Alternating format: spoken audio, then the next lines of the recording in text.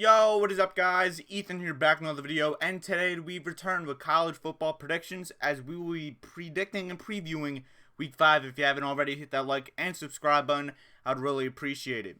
Now this video is about to be coming up around a half hour before actual games start, so my bad about that. In the graphics, there's actually two games that we won't be talking about. One is Washington versus UCLA. That happened last night.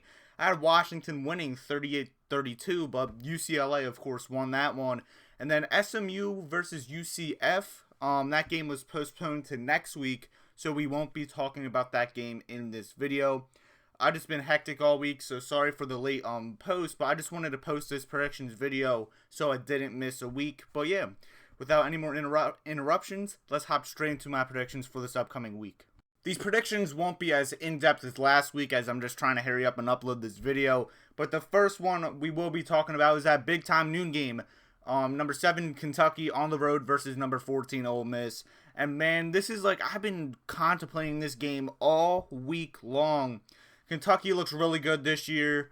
Their defense looks good. Ole Miss has looked good with their offense this year. But at certain points throughout the season, they look like they're not a really good team. Last week, well, both of the games for both teams were last week. Kentucky struggled versus Northern Illinois for the majority of the game until the fourth quarter last week. And then Ole Miss let Tulsa come back with their backup quarterback. But the Rebels did survive that one. But I just think both of these teams are going to be much more better. Well, yeah, let's put it like that. They will be better than they were last week. And this is a 50-50 game, and if you know how I am with these games, I take the home team. Ole Miss is going to win this game. They just got I forget what brand deal they just got with the helmets, but those were sick.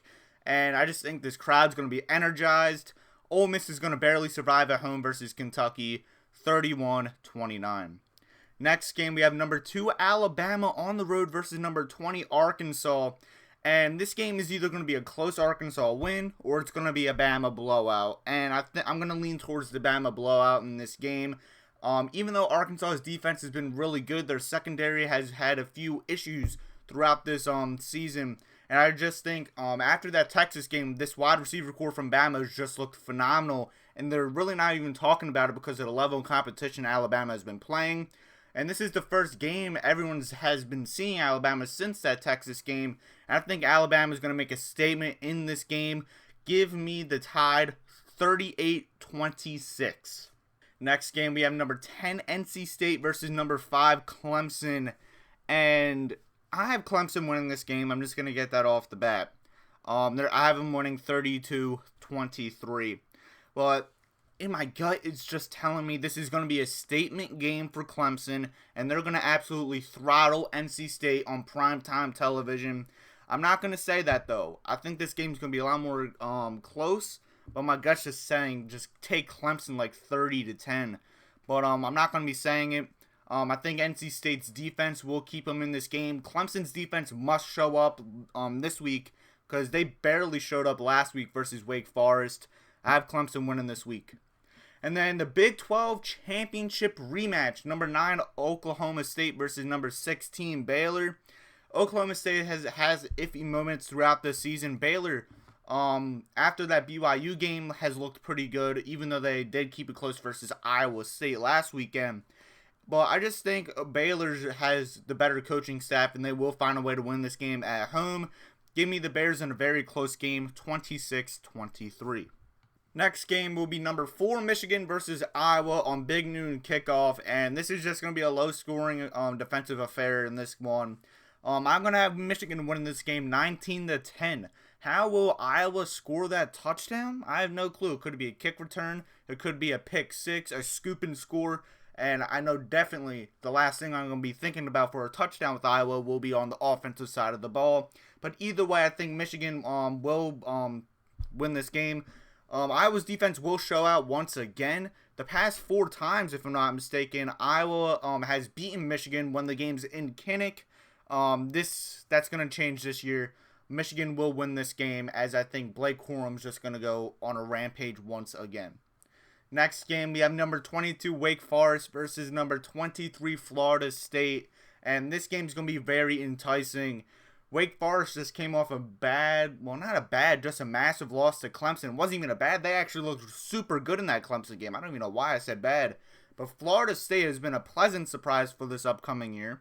This offense has looked really good. This defense has looked even better. And Mike Norvell is off the hot seat because of this. And this is going to be a very close game. I think this is going to be just like how Clemson-Wake was last year. A super high-scoring affair. But I'm just going to have Wake Forest winning this game.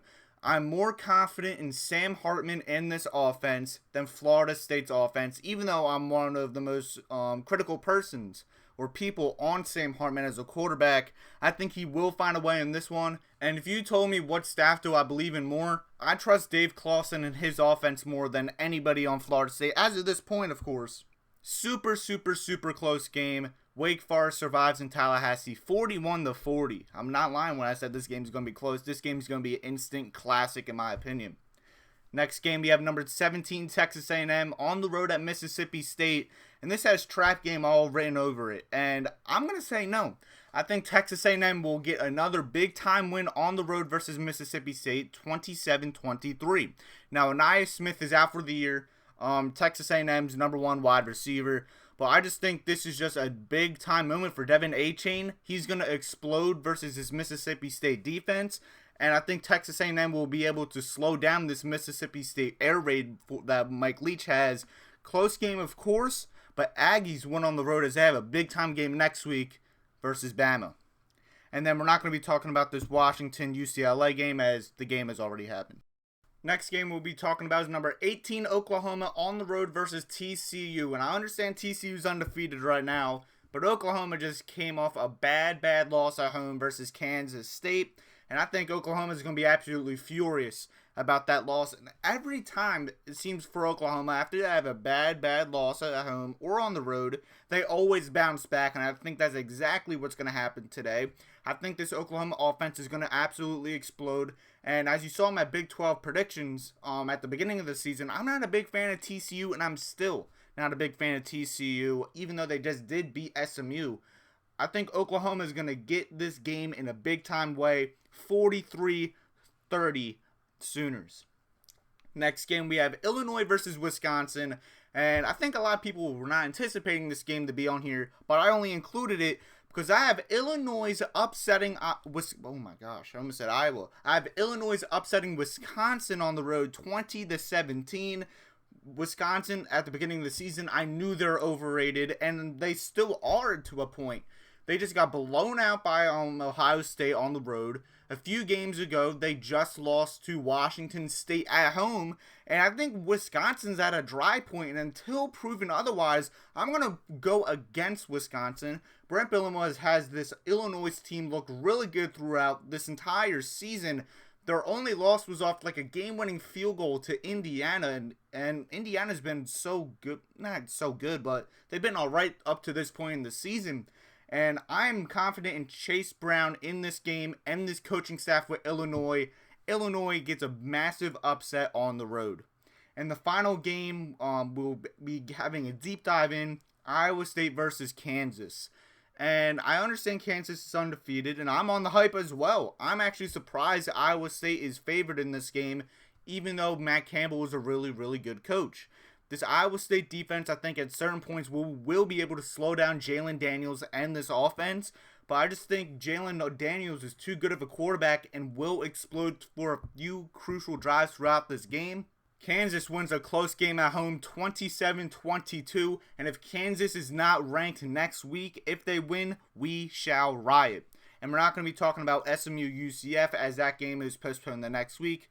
Actually, I'm not even going to be talking about that game next week, so I'm just going to give you the prediction now. I have SMU winning this game 36-33. And now it's time to talk about my 4 bets of the week. The first one is Oregon State at Utah. I purposely didn't include a deep dive because I'm just a big fan of this over in this game. The over is 54.5. Earlier this week it was like 58, and now it's already dropped to 54.5. Kind of surprising in my opinion.